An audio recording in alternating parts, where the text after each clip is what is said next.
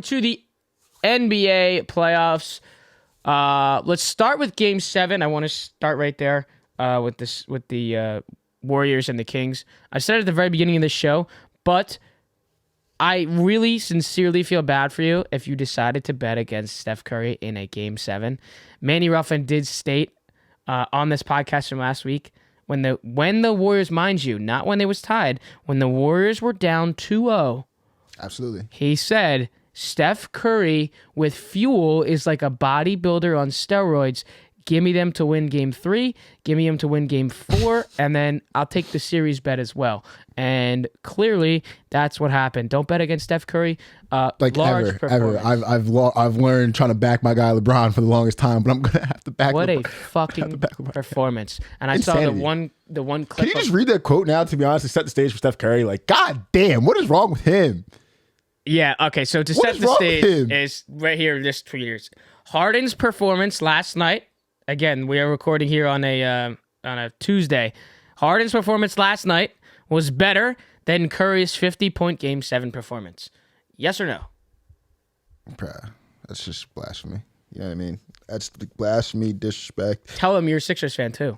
Yeah, I mean, it's all good. I'm gonna talk about Harden's masterclass in a second, but I should have actually researched how many times someone scored 50 points in the Game 7 and how many times someone scored 40 points in the game that was the Game 7. In a Game 1?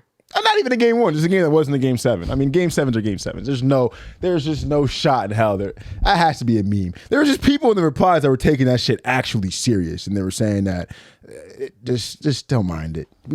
Don't mind it. Steph Curry, that was not, you know what I mean? Let's not get it twisted. You know what I mean? But still, unbelievable performance. Unbelievable. Hey, and we have to do it. Yo, since we're doing all this clapping bullshit in this show, let's do it one more time. Sacramento Kings. Fantastic season. Facts. Well-deserved. Fans well-deserved for their performance. Sabonis, shake people's hands, bro. Yeah.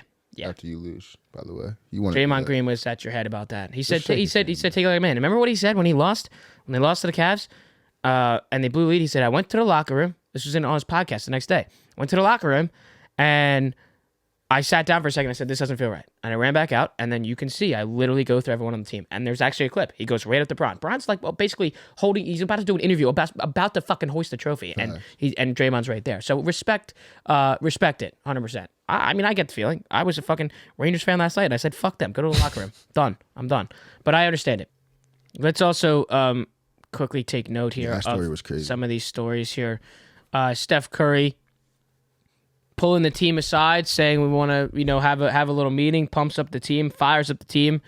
Who was it? Was it Wiggins that said, it gave me chills and he's the GOAT? Yeah, well, the good thing about context about that story is that's, got to remember, the clips going around with Jordan Poole pushing off Draymond's hands, all frustrated. First of all, everyone, and me included, just saw Jordan Poole for the 2 games before that getting in pretty much only cardio. Not and playing losing Game 6 at home. Exactly, that was terrible. like that. So that video goes out. Kuminga's not getting a lot of minutes. Obviously, there's probably more guys that aren't getting minutes that they thought they wanted because they're in a shitty situation against Sacramento that they didn't think they had to be in this early.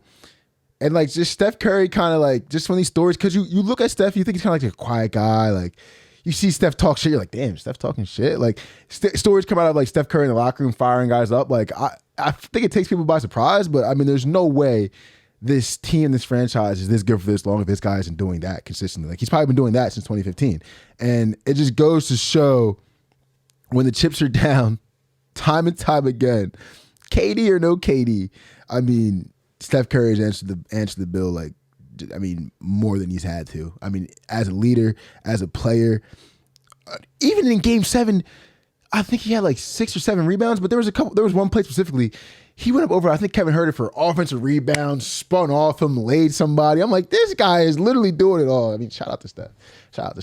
I can only do so much eating for Steph because we might have to see him in the finals. You know what I mean? Yeah, I mean, now we're talking about a guy that we get to now see a Steph Curry, LeBron James series.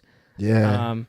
And this is probably the most even that series, even the teams have been for that series.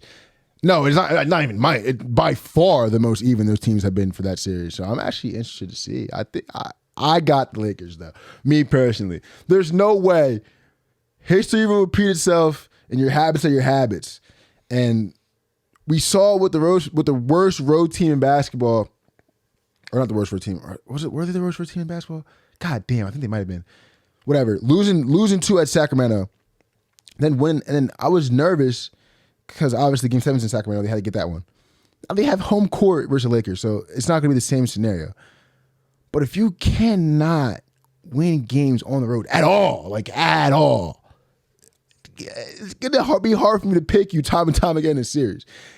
Thank God you have home court for this one, but history repeats itself, and your habits are important. And that's a bad habit to have, I think, in playoff basketball. Especially in the NBA playoffs. What a fucking banger show. NHL playoffs, NBA playoffs. Plenty of shit on the MLB because the Yankees fucking suck. If you have been watching or listening on YouTube or Apple Podcasts and Spotify, drop a like on YouTube, a comment, and do not forget to hit that subscribe button on our Apple Podcasts and Spotify. Drop those ratings. They do help us go a long, long way. And our social media platforms, if you want to give us a follow there, our Twitter is ADED Podcast. Our Instagram is ADED Pod. And our TikTok, which we have been going live pretty frequently on for these playoffs, is simply the name of the show, The All Day Everyday Show. You've been listening and watching to The All Day Everyday Show with All Day AJ and the homie Manny Ruffin. My name is Alex Jacobs, but you can call me All Day AJ. We will see you on the next one. Enjoy this second round of the NHL and NBA playoffs.